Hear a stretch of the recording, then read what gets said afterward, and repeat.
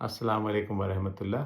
امام غزالی رحمۃ اللہ علیہ نے اپنی کتاب اربعین میں لکھا ہے کہ دنیا میں انسانوں کے ساتھ جتنی بھی جنگیں ہوتی ہیں، قتل و غارت ہوتا ہے،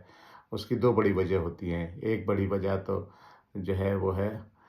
وہ حرص ہے، حرص کا مطلب ہے لالچ، اور دوسری بڑی وجہ ہے اپنے غصے پہ قابو نہ ہونا۔ اور اس میں پھر دو طرح کے گناہ بے قابو غصے سے ہوتے ہیں۔ بعض صورتیں ایسی ہوتی ہیں کہ انسان مثال اپنے کسی ماتحت پہ، کسی چھوٹے پہ غصہ آتا ہے، اور اس میں جو ہے انسان شدید غصے میں جب ایک دم پاگل ہو جاتا ہے تو کبھی ہاتھ اٹھا لیتا ہے، کسی کو ناجائز جسمانی تکلیف پہنچاتا ہے، کبھی زبان سے گالی گلوچ کرتا ہے، اس کو بلا برا کہتا ہے، اس کو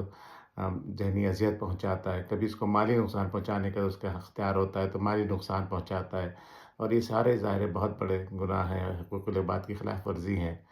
پھر بعض دفعہ ایسی صورتیں ہوتی ہیں کہ انسان جو جس انسان پہ غصہ آ رہا ہے وہ حیثیت میں برتر ہے، کسی طرح سے مثال طور پر باس ہے یا اور کسی طرح سے حیثیت برتر ہے، اس کو منہ پہ تو کچھ نہیں کہہ سکتا،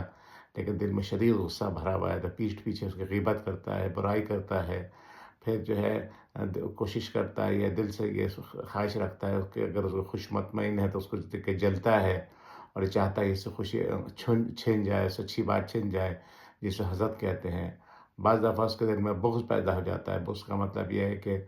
دوسرا جو ہے اس کو جو ہے اس کی اچھی بات جو ہے بری لگتی ہے، اس کو نقصان پہنچانے کی کوشش کرنے لگتا ہے، چاہے زبان سے چاہے اپنے عمل سے،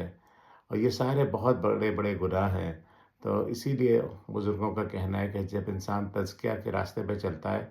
تو اس کا پہلا قدم جو ہے وہ اپنے غصے کو قابو میں لانا ہے، کیونکہ جب تک یہ غصہ قابو میں نہیں آئے تو انسان اس تزکیہ کے راستے میں اپنے باطن کو پاک کرنے کے اور اس اخلاق رذیلہ یعنی برے اخلاق سے پاک کرنے کے راستے میں ایک انچ بھی آگے نہیں بڑھ سکتا۔ سننے کا بہت شکریہ۔ السلام علیکم۔